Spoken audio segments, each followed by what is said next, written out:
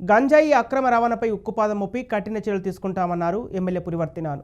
తిరుపతి జిల్లా పనబాకంలో పింఛన్ల పంపిణీ కార్యక్రమం నిర్వహించారు. ఈ కార్యక్రమంలో ఎమ్మెల్యే పులివర్తి నాని పాల్గొని లబ్ధిదారులకు పింఛన్లు పంపిణీ చేశారు. చంద్రగిరిలో రానున్న 5 ఏళ్లలో అభివృద్ధి అంటే ఏంటో చూపిస్తానన్నారు. ఇప్పటికే రోడ్లు, డ్రైనేజీ వ్యవస్థ, గ్రామాల్లో మౌలిక సదుపాయాలపై ప్రత్యేక దృష్టి పెట్టామని తెలిపారు. గతంలో గంజాయి అక్రమ రవాణా విచ్చలవిడిగా జరిగేదని వ్యాఖ్యానించారు. కూటమి అధికారంలోకి వచ్చిన తర్వాత కొంతవరకు తగ్గిందన్నారు. యువతకు ఉద్యోగాల కల్పనే ధ్యేయంగా కూటమి ప్రభుత్వ యంత్రాంగం పనిచేస్తుందని స్పష్టం చేశారు.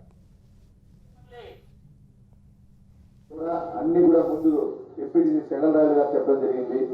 దాని తర్వాత మన సుబ్రహ్మణ్య గారు చెప్పారు. మళ్ళీ ఎంపీడీఓ గారు కూడా మనకి ఎన్ని పెన్షన్లు వస్తా ఉంది ఈ పంచాయతీలను కూడా చెప్పడం జరిగింది.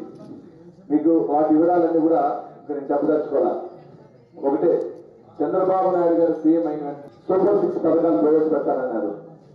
దాంట్లో మొదటి నెల గెలిచిన నెలే పెన్షన్లు 3,000 నుంచి 4,000 చేస్తాను, వితంతుల పెన్షన్ పెంచుతాను, వృద్ధా పెన్షన్ పెంచుతాను, బెడ్ నిర్ణయం దాన్ని కూడా పెంచుతానని చెప్పి చేయడం జరిగింది. దీని ద్వారా మన పంచాయతీకి ఎన్నుకుంటే 635 మంది తీసుకున్నారు. 635 మందికి గతంలో సుమారు 18 లక్షల రూపాయలు అవుతా ఉంది.